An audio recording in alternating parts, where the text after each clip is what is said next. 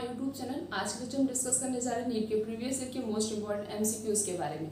सबसे पहला क्वेश्चन है, even if there is no damage in photoreceptor cell still the person not able to see due to the damage of which part of the eyes. इसमें जो है इसमें ये बताया गया कि फोटो रिसेप्टर सेल जो हमारी बॉडी में प्रेजेंट होती है हमारी आईज में वो डैमेज नहीं हो। और दो फोटो रिसेप्टर सेल प्रेजेंट होती है, कौन कौन सा होता है, एक रॉड होता है और एक कोन्स होता है। इन दोनों में कोई भी डैमेज नहीं हो, मीन्स ये दोनों जो है एकदम सही है, उनमें कोई डैमेज नहीं हुआ, फोटो रिसेप्टर सेल डैमेज नहीं हुई है। बट पर्सन जो है उसको सुनाई नहीं दे रहा है, still to see due to the damage of which of the eyes. Eyes का ऐसा कौन सा पार्ट डैमेज जाएगा जिसके वजह से उसको प्रॉपरली दिखाई नहीं देगा, बट उसके फोटो रिसेप्टर सेल पे कोई भी इफेक्ट नहीं पड़ा है, बट पर्सन को जो है क्लियरली कोई भी चीज दिखाई नहीं दे रही। तो ऐसा कौन सा पार्ट होगा आइस का जो कि डैमेज हो चुका है। पहला ऑप्शन है, क्या सिलरी बॉडी डैमेज हो जाता है, या फिर आइरिस, या फिर कॉर्निया, या फिर कोरॉइड लेयर। जब हमारा कॉर्निया डैमेज हो जाएगा तो इससे क्या होता है, इससे पर्सन को सही से दिखाई नहीं देता है, बट हमारी फोटो रिसेप्टर सेल पे कोई भी इफेक्ट नहीं पड़ता है। So the correct answer is C. Next question is, in mammalian eye the fovea is the centre of the visual field where.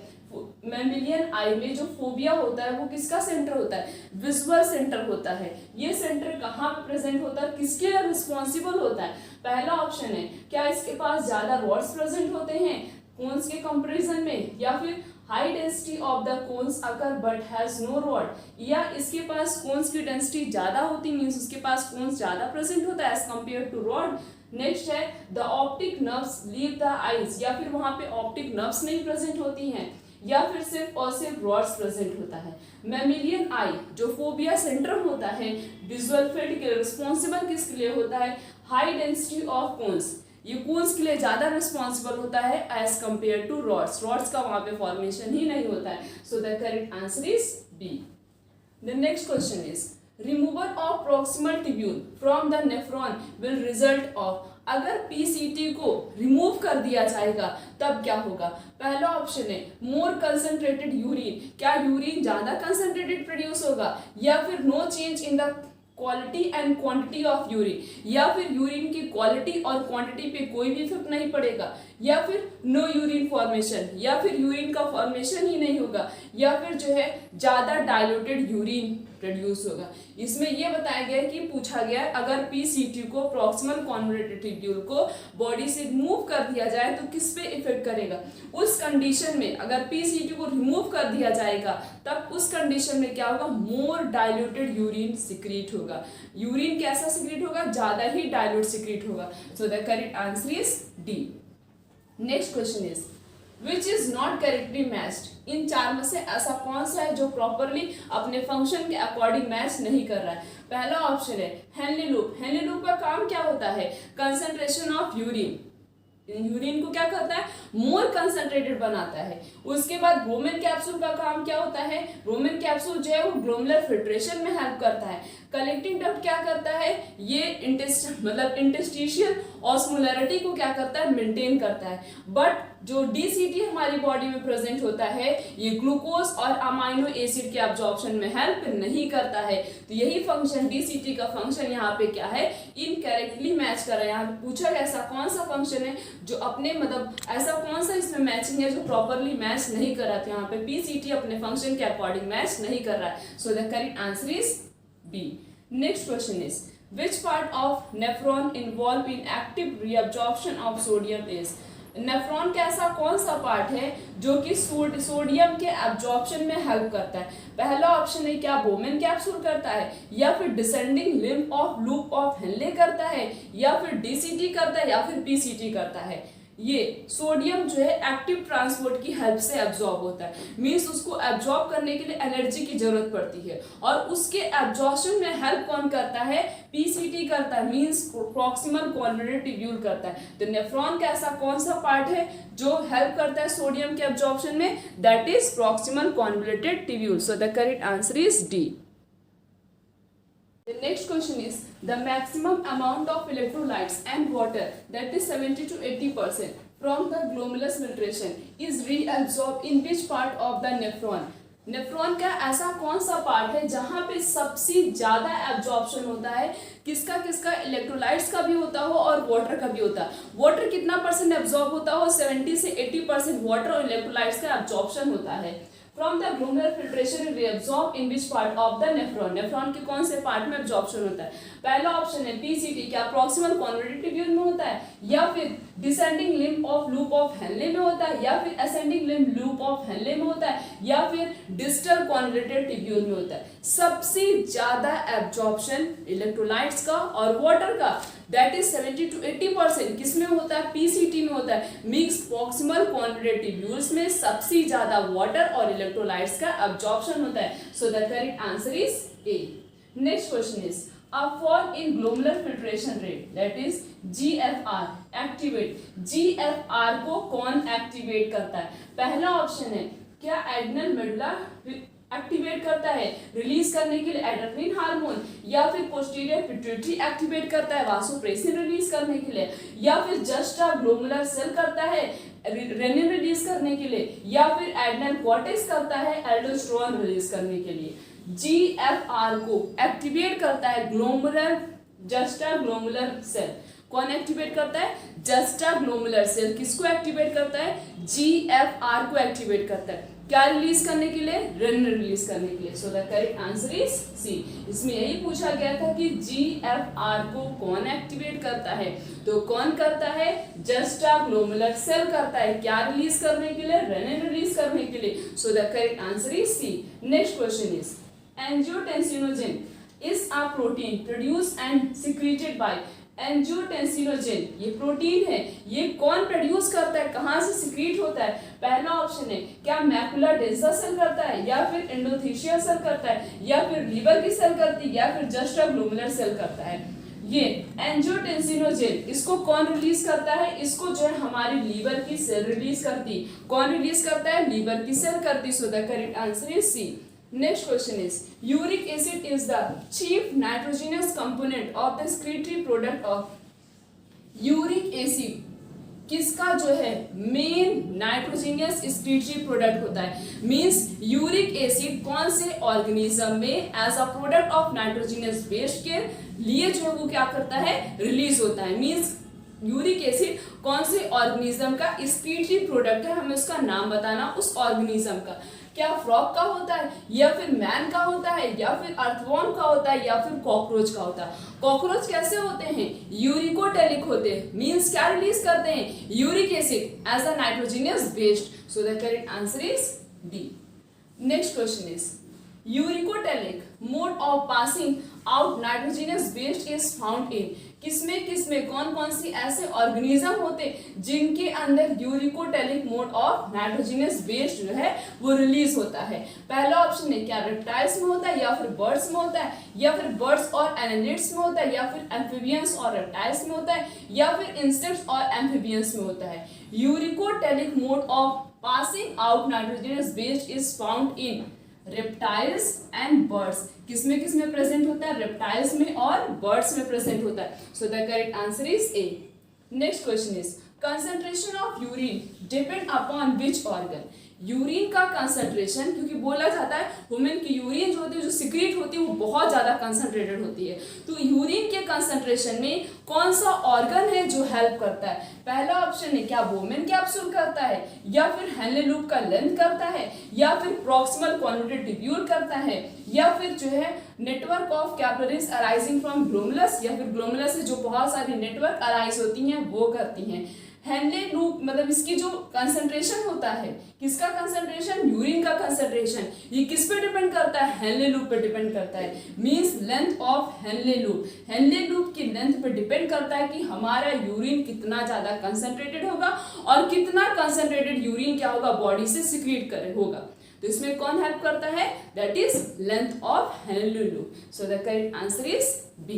तो क्वेश्चन है podocyte are present in, podocyte कहाँ present होता है? पोडोसाइट क्या होता है? माइन्यूट छोटे छोटे पोर्स होते हैं। प्रेजेंट कहाँ पे होता है? पहला ऑप्शन दिया, क्या एफरेंट आर्ट्रियोल में प्रेजेंट होता है, या फिर इफरेंट आर्ट्रियोल में प्रेजेंट होता है, या फिर पेरीट्यूबुलर नेटवर्क में प्रेजेंट होता है, या फिर बोमेन कैप्सूल में प्रेजेंट होता है। पोडोसाइट जो छोटे छोटे माइन्यूट स्पोर्स होते हैं जो फिल्ट्रेशन में हेल्प करते हैं, उसे फिल्ट्रेशन स्लिट्स भी बोला जाता है। और ये प्रेजेंट कहाँ पे होता है? बोमेन कैप्सूल के पास प्रेजेंट होता है। So the correct answer is D. Next question is ornithine cycle operate in, ornithine cycle जो है जो बॉडी में होता है, परफॉर्म होता है, ये ऑपरेट कहाँ पे होता है? मींस कौन सा ऑर्गन ऑपरेट करता है? पहला ऑप्शन है, क्या स्टमक करता है, या फिर पैंक्रियास करता है, या फिर लीवर करता है, या फिर ओरल कैविटी करता है। Ornithine cycle is operated by the liver. कौन करता है? हमारा लीवर करता है ओरिंथिन साइकिल को operate. So the correct answer is C. Next question is ornithine cycle perform, अब ये ओरिंथिन साइकिल फंक्शन कौन सा परफॉर्म करता है? पहला ऑप्शन, क्या एटीपी के सिंथेसिस में हेल्प करता है, या फिर यूरिन के फॉर्मेशन में हेल्प करता है इनटू स्प्लीन, या फिर यूरिन फॉर्मेशन इन लीवर, या फिर यूरिया फॉर्मेशन इन लीवर, या फिर लीवर के अंदर यूरिया के फॉर्मेशन में हेल्प करता है, या फिर लीवर के अंदर यूरिन के फॉर्मेशन में हेल्प करता है। ओरिंथिन साइकिल बहुत इंपॉर्टेंट रोल प्ले करता है, यूरिया के फॉर्मेशन में हेल्प करता है। और यूरिया का फॉर्मेशन होता किसके अंदर है? लीवर के अंदर होता है। So the correct answer is सी।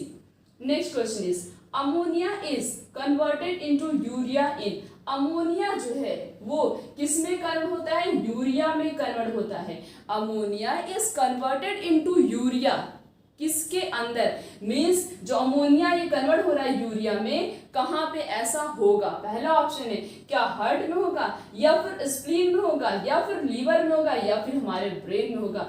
जब अमोनिया कन्वर्ट होगा किस में कन्वर्ट होगा? यूरिया में कन्वर्ट होगा। और किसके अंदर ये फंक्शन होगा? हमारे लीवर के अंदर फंक्शन होगा। So the correct answer is सी।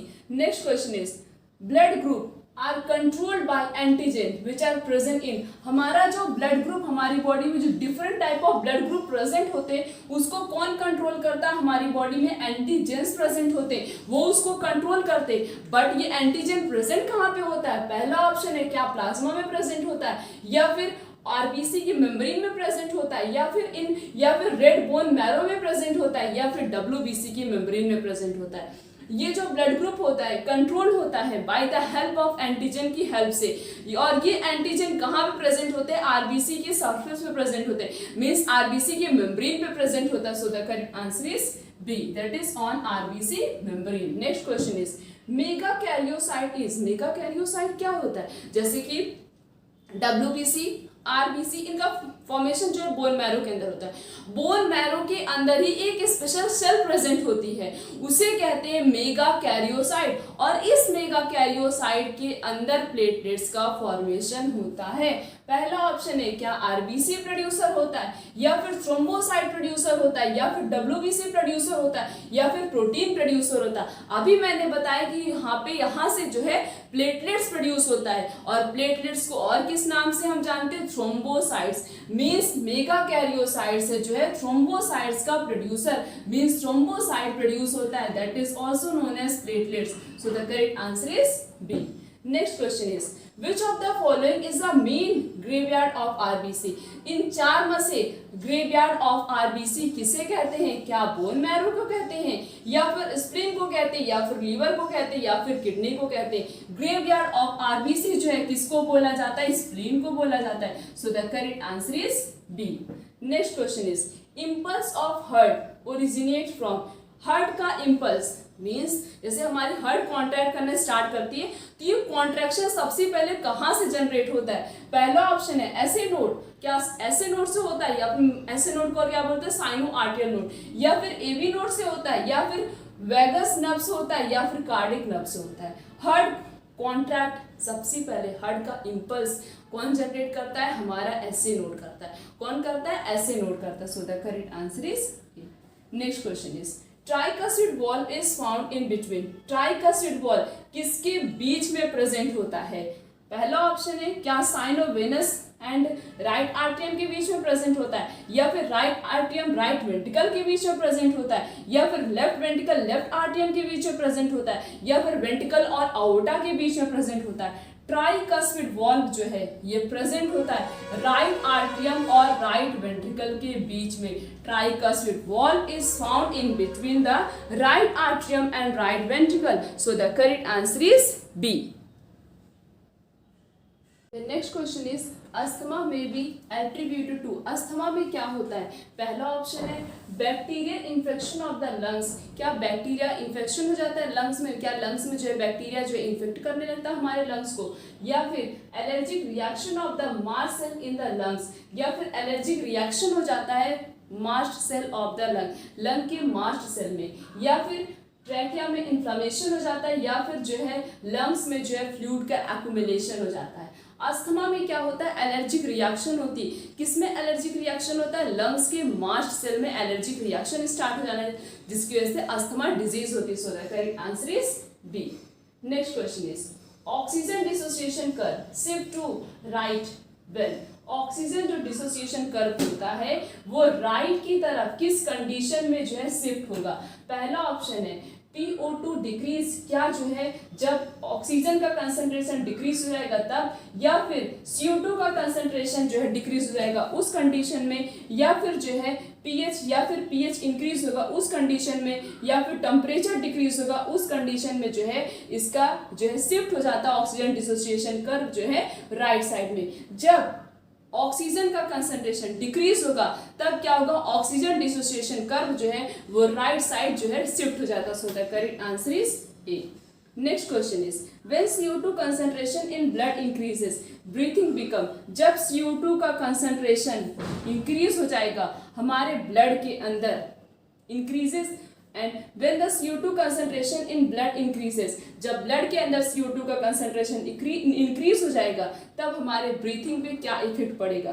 पहला ऑप्शन है there is no effect on breathing, या फिर ब्रीथिंग पे कोई इफेक्ट नहीं पड़ेगा, या फिर स्लो होगा फिर डीप होगा फिर स्लो फिर डीप, या फिर बहुत फास्ट हो जाएगा, या फिर स्लो होगा फिर बहुत ज्यादा स्लो होगा फिर और स्लो हो जाएगा।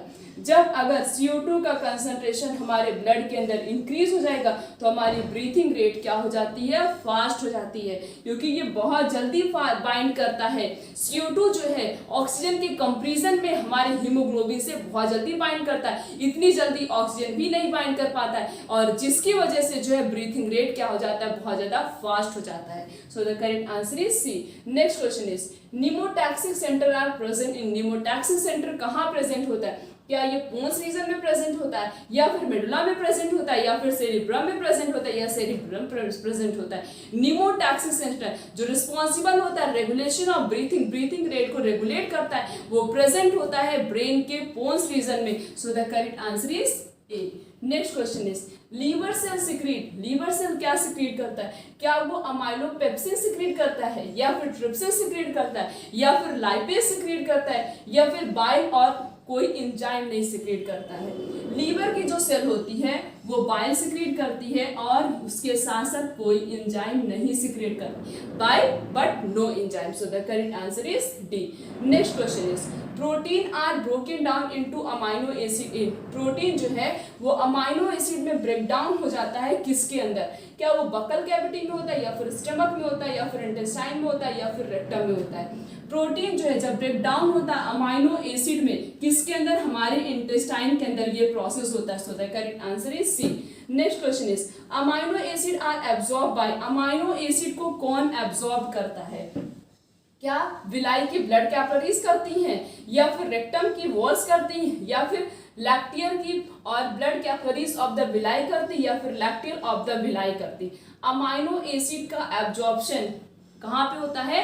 Blood capillaries of villi. Villi के पास जो ब्लड कैपिलरीज प्रेजेंट होती हैं वो क्या करती? अमाइनो एसिड को जो है अब्सॉर्ब कर लेती। सो द करेक्ट आंसर इज ए। तो हमने इस पूरे लेक्चर में नीट के प्रीवियस ईयर के मोस्ट इंपोर्टेंट एमसीक्यूज के बारे में डिस्कस किया। आने वाले लेक्चर में इस तरीके से और बहुत सारे अच्छे एमसीक्यूज के बारे में डिस्कस करेंगे। आज का लेक्चर यहीं तक। Thank you.